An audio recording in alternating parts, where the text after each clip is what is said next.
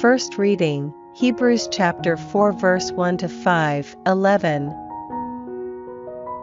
Let us beware, then, since the promise never lapses, none of you must think that he has come too late for the promise of entering his place of rest.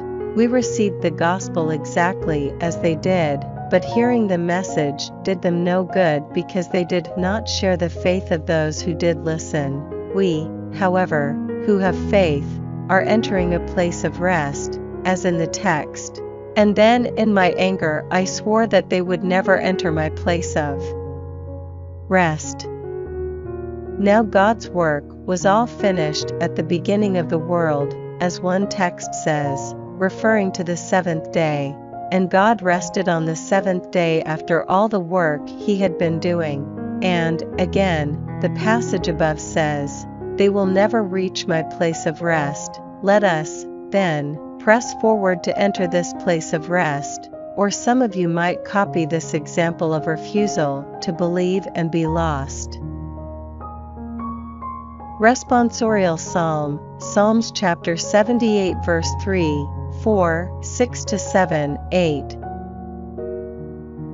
What we have heard and know, what our ancestors have told us, we shall not conceal from their descendants, but will tell to a generation still to come, the praises of Yahweh, his power, the wonderful deeds he has done, that a generation still to come might know it, children yet to be born. They should be sure to tell their own children, and should put their trust in God, never forgetting God's great deeds, always keeping his commands, and not, like their ancestors, be a stubborn and rebellious generation, a generation weak of purpose, their spirit fickle towards God. Gospel, Mark chapter 2 verse 1 to 12. When he returned to Capernaum, some time later word went round that he was in the house, and so many people collected that there was no room left, even in front of the door.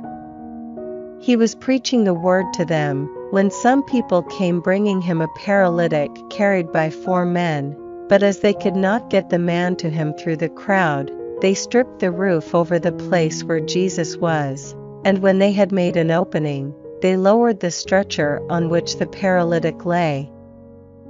Seeing their faith, Jesus said to the paralytic, "My child, your sins are forgiven." Now some scribes were sitting there, and they thought to themselves, "How can this man talk like that? He is being blasphemous.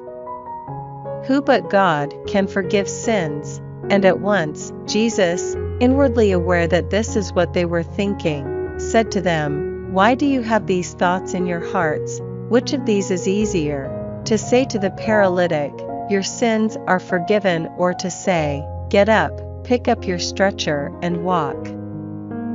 But to prove to you that the Son of Man has authority to forgive sins on earth, he said to the paralytic, 'I order you, get up, pick up your stretcher, and go off home.' And the man got up, and at once picked up his stretcher and walked out in front of everyone, so that they were all astonished and praised God, saying, 'We have never seen anything like this.'"